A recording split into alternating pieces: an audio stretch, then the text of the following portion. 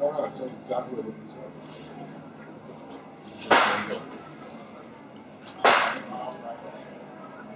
Welcome to the tour. Ready? 1, 2, 3. All aboard! Perfect. Follow me.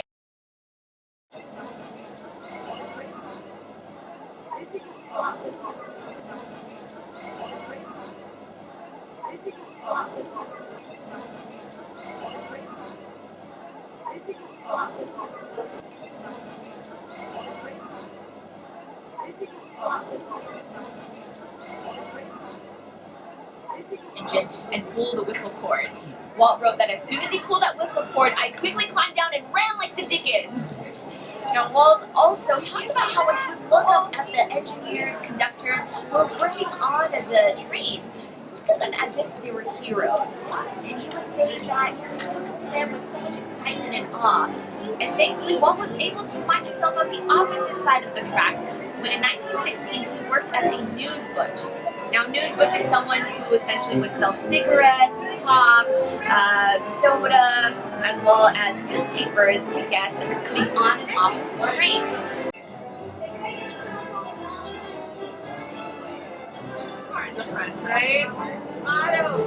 The Dreamliner at the time was a half-scale train, and it was touted as the fastest miniature train in the world because it went a whopping 30 miles per hour. Now, even though 30 miles per hour doesn't sound too fast, if you compare it to growing up in that era, you can remember the excitement that they felt when they saw a train barreling down the tracks or seeing the mighty Mississippi steamboat coming down the river. Now, many different American folk tales and songs during that era also talk about the hardships of the lives of railroaders. Songs such as Poor Patty on the Railway, and also amazing stories like John Henry, who was able to defeat the mighty steam railroad. And the fireman is in charge of the fire inside of the firebox. Now, how it works is that the fire inside of the firebox heats up the water into the boiler. As that water heats up, it turns into steam, and the steam travels down into the pistons near where the wheels are. And as the pistons release and fill up with the steam, it essentially moves the wheels forward. Like I said, very, very simple. It's much more complicated than that explanation. Walt and his wife Lilly loved to go to New Orleans, to go through those intricate streets to see all the different shops and restaurants. And so the very first new land to be added to Disneyland was New Orleans Square. And like I said earlier, New Orleans Square was in the way of the Frontierland train station. And so we had to move that train station to where it is today, here in New Orleans Square. Now, one other thing, though, was that when Walt was to create New Orleans Square, he wanted to create different attractions for it as well. But there was one main thing blocking his way, the Disneyland Railroad. See, the Disneyland Railroad essentially kind of keeps the same elevation throughout the entirety of the track.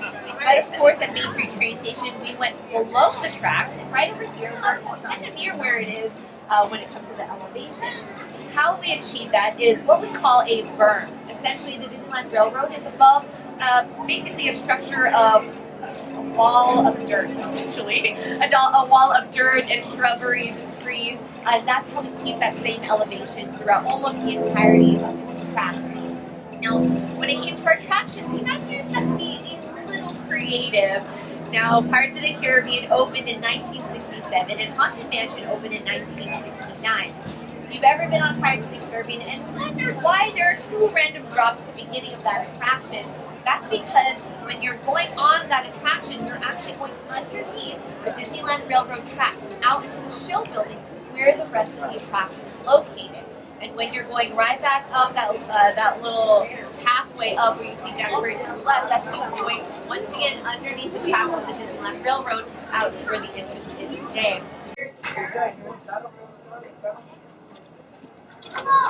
Okay, sit wherever you'd like.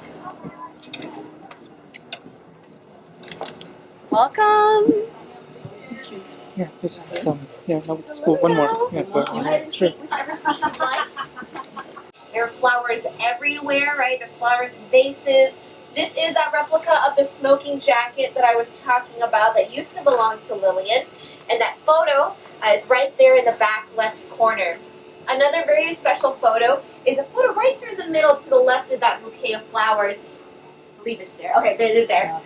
And that is a picture of the Grand Canyon observation car, which this car used to be. I also recommend that you go to San Francisco and visit the Walt Disney Family Museum during the holidays, because that's when they have their store names. These are names of Santa Fe executives. Now remember, when we first opened the park, this was the Santa Fe and Disneyland Railroad. And so C.K. Holliday and E.P. Ripley were the names of the first two presidents of the Santa Fe. Fred Gurley, after that, was the current president when the park opened in 1955. And after Fred Gurley was no longer the president of the Santa Fe, then Ernest S. Marsh was the president.